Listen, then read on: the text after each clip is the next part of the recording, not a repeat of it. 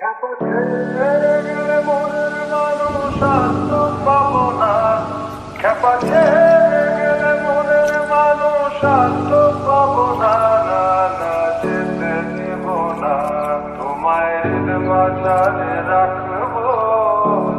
দেব না তোমায় হৃদয় মাঝে রাখবো।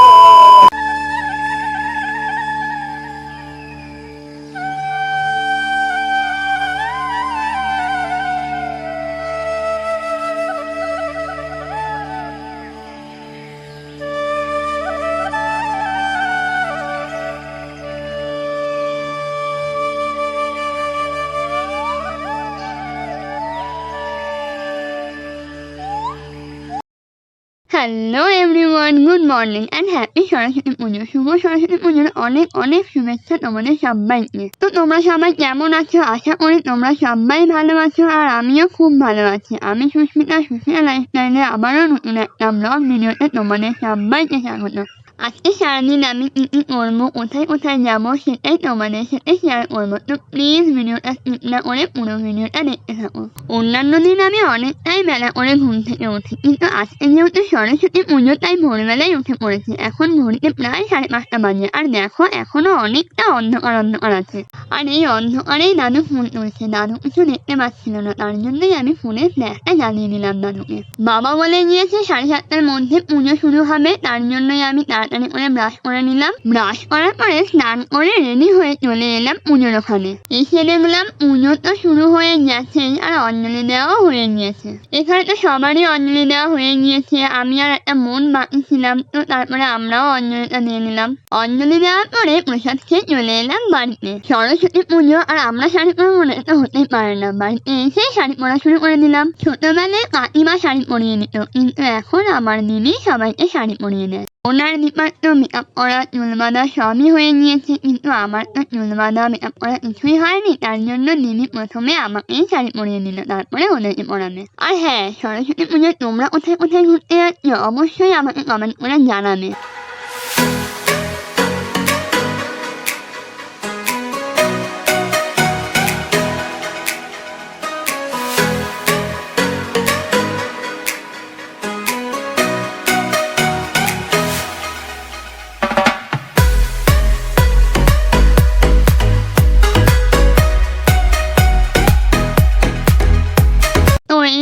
আমি রেডি হয়ে গেছি, এটা আমার ফাইনাল লুক। আমি মেকআপ বলতে কিছুই করিনি, শুধু একটু সানস্ক্রিন মেখেছি আর একটু লিপস্টিক দিয়েছি, কারণ দিনের বেলা এমনি মুখ কালো হয়ে যাবে। এবারে কাঁধে ব্যাগ নিয়েই বেরিয়ে যাবো। আর এই শাড়িটা পরে আমার কেমন লাগছে কমেন্ট করে জানিও। আমরা সবাই শাড়ি পরছি দেখে ম্যাঙ্গো কান্না শুরু করে দিল, ও নাকি শাড়ি পরবে, তার জন্যই দিদি ওকেও শাড়ি পরিয়ে দিল। তো এই যে আমাদের পুচকে সরস্বতী শাড়ি পরা হয়ে গিয়েছে, আর আমাদের এই পুচকে সরস্বতীকে কেমন লাগছে অবশ্যই আমাকে কমেন্ট করে কিন্তু জানিও। আর এই যে আমার মন আর মনের বন্ধুরা সবাই রেডি হয়ে গেছে, এখন ওরা স্কুলের দিকে যাবে। তো আমি বললাম একটু দাঁড়া, আমি তোদের ভিডিও করে নিই। ভিডিও করার পরে আমি ব্যাগটা নিয়ে বেরিয়ে গেছি। আর এই যে আমি স্টেশনে পৌঁছে গেছি, কিন্তু এসে দেখলাম একটা ট্রেন বেরিয়ে গেছে, তাই এখন আর ট্রেনের জন্য অপেক্ষা করছি। আগের দিন শুনছিলাম সবাই বলছিল বৃষ্টি হবে, বাপরে বাপ যা রোদ পড়েছে।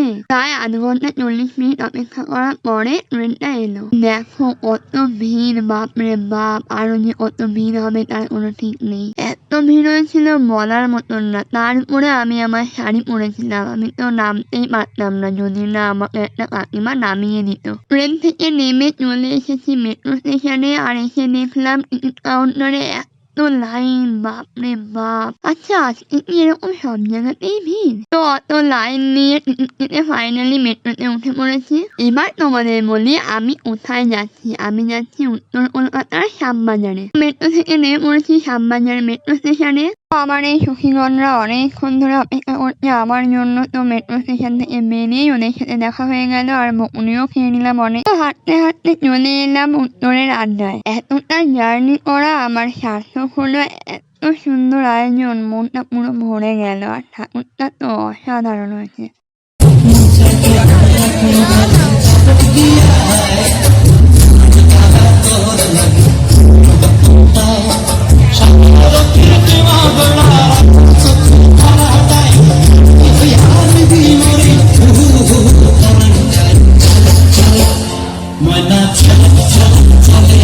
আমার তো ভীষণ ভালো লেগেছে, তোমাদের কেমন লাগলো অবশ্যই আমাকে কমেন্ট করে জানাবে। ওখানে অনেক পুরনো বাড়ি ছিল, তো আমরা অনেক ফটো তুলেছি। এবারে হাঁটতে হাঁটতে যাচ্ছি গঙ্গার ঘাটে। হেঁটে হেঁটে গঙ্গার ঘাটে যাওয়ার সময় অনেক ঠাকুর দেখতে পেলাম। শ্যামবাজার থেকে বাগবাজার প্রায় অনেকটাই ডিস্টেন্স, তা আমরা হেঁটে হেঁটে চলে এলাম বাগবাজারের ঘাটে। আর গঙ্গার ঘাটে এসে দেখলাম এখানেও প্রচুর ভিড়। এতক্ষণ হাঁটার পরে পাটা একটু রেস্ট পেল আর মনটাও পুরো শান্তি হয়ে গেল ঘাটে বসে। ঘাটে বসে আমরা কিছু শুকনো খাবারও খেয়ে নিয়েছিলাম। যেহেতু আমরা আজকে অঞ্জলি দিয়েছি, তার জন্যই কোনো আঁশ জিনিস আমরা খাবো না। আর অনেকটা হেঁটে হেঁটে তো প্রচুর খিদে পেয়ে গিয়েছিল, তাই আর ভিডিও করা হয়নি। ইচ্ছে তো হচ্ছে এখানেই সারা রাত বসে থাকি, কিন্তু বাড়ি তো যেতে হবে, তার জন্যই বাড়ির দিকে রওনা দিলাম। বাড়ি যাওয়ার সময় দেখতে পেলাম ফুচকা, তো আমি আর মমি ফুচকা খেয়ে নিলাম। তো তারপরে ওরা চলে গেল বাসে আর আমি চলে এলাম মেট্রোতে। তো যাওয়ার সময় কত ভিড় ছিল, আসার সময় পুরো ফাঁকা। দেখো মেট্রো স্টেশনটা।